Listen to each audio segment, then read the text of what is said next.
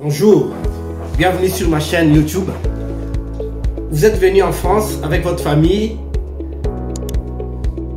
Vous avez fait une demande d'asile, mais vous avez été débouté. Mais heureusement pour vous, votre fils ou votre enfant a pu bénéficier de la protection de l'OFPRA. C'est-à-dire que votre enfant est devenu réfugié, pas vous. Une situation délicate, n'est-ce pas? Mais normalement, cette situation devrait vous permettre d'obtenir un titre de séjour. C'est de cette question que nous allons discuter aujourd'hui. Il s'agit de la carte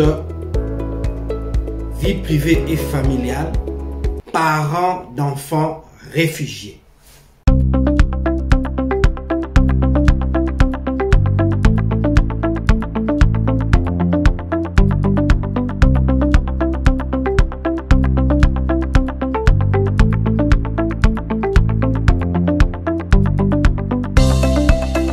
Alors, c'est quoi une carte parents d'enfants réfugiés?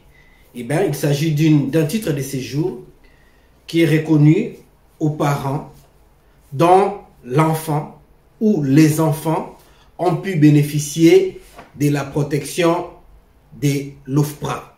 Donc, bénéficier de la qualité des réfugiés. Mais dire la qualité des réfugiés tout court serait limiter, n'est-ce pas, le champ de cette carte.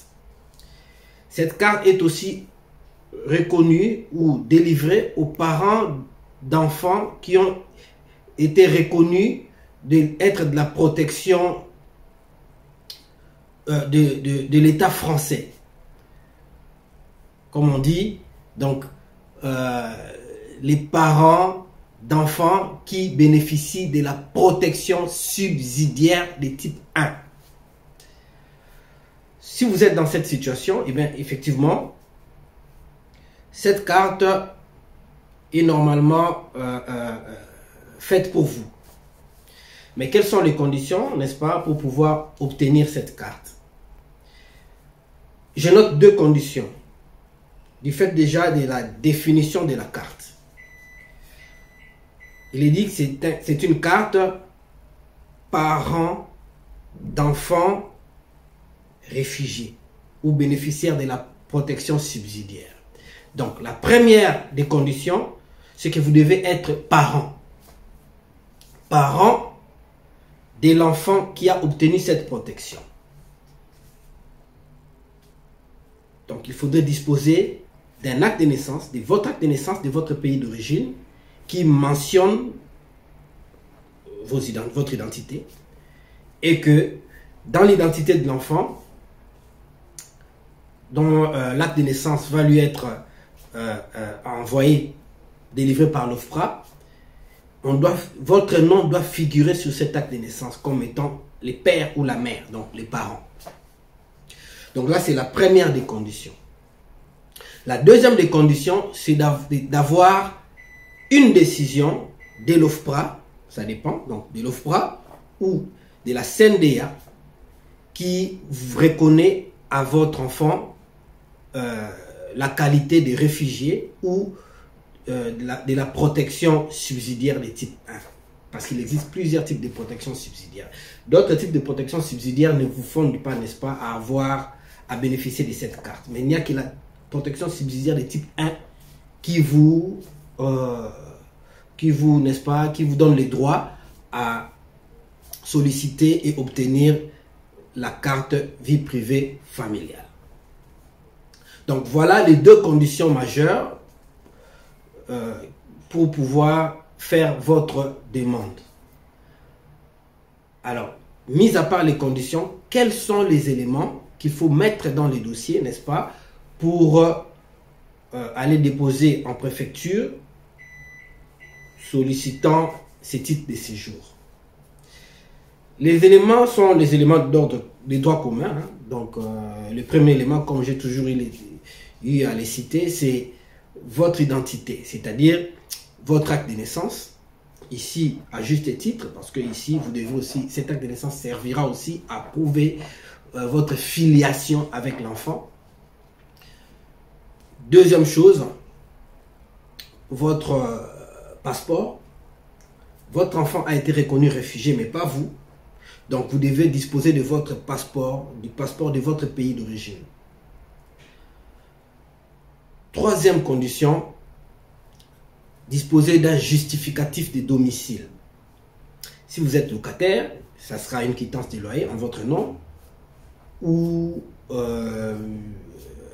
des factures d'énergie ou de téléphone. Si vous n'êtes pas locataire, donc si vous êtes hébergé, il vous faudrait une attestation d'hébergement de votre hébergeur, joint avec une quittance de loyer ou une facture de son fournisseur d'énergie et en plus la copie de son identité. Dernier élément qu'il faudrait avoir, en dehors des photos passeports, hein, ça a toujours été deux photos passeports. Alors le dernier élément qu'il faudrait avoir, c'est le document de composition familiale. Là, c'est éventuellement, hein, parce que vous n'êtes pas obligé, généralement, vous n'êtes pas vraiment obligé de les fournir, mais moi, je donne toujours conseil de disposer de ça. C'est une attestation de composition familiale qui est délivrée par l'OFPRA, ou la copie de l'attestation que vous avez envoyée, des compositions familiales que vous avez envoyées à l'OFPRA. Vous savez, lorsque on vous reconnaît la qualité de réfugié, l'OFPRA envoie un document d'attestation de composition familiale qui dénombre tous les membres de la famille, c'est-à-dire les parents du réfugié, de ses frères et sœurs qui l'accompagnent ou ceux qui sont restés au pays. Autre élément, ce qu'il faut ajouter, c'est que il faudra aussi joindre dans les dossiers, ça je vais vraiment insister là-dessus, il faut joindre dans le dossier l'acte de naissance de l'enfant concerné. Cet acte de naissance, logiquement, doit venir de l'OFPRA.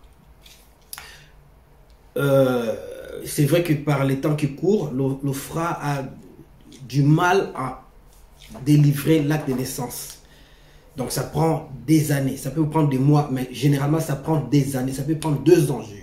Je connais des cas où ça a pris 2 ans, 3 ans sans que l'OFPRA ne puisse délivrer, vous délivrer cet acte. Surtout s'ils savent que c'est pour servir aux parents de pouvoir solliciter un titre de séjour.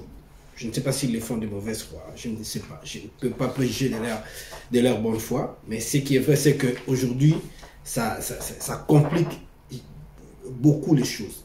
Alors, si vous êtes dans cette situation et que vous n'arrivez pas à obtenir cet acte de naissance de l'OFPRA, ce que je vous demanderai, c'est de vous approcher quand même de la préfecture avec l'acte de naissance initial. Vous voyez, et là, c'est si les choses se compliquent et qu'il y a urgence en tout cas, vous pouvez éventuellement vous approcher de la préfecture avec l'acte de naissance initial. Et surtout, ce qui est le plus important, c'est la décision de l'OFPRA ou de la CNDA. La décision qui confère à l'enfant, n'est-ce pas, la qualité de réfugié. Là, c'est vraiment hyper important. Il faudrait que ça puisse se retrouver dans les dossiers. Alors, en ce qui concerne la durée de validité de la carte à vous délivrer, eh bien, si l'enfant est réfugié, eh bien, vous aurez droit à une carte de 10 ans. Donc, la même durée de validité de la carte de l'enfant. Donc, si l'enfant va avoir une carte de 10 ans, eh bien, vous aussi, comme parent, vous devez absolument avoir cette carte, donc de 10 ans.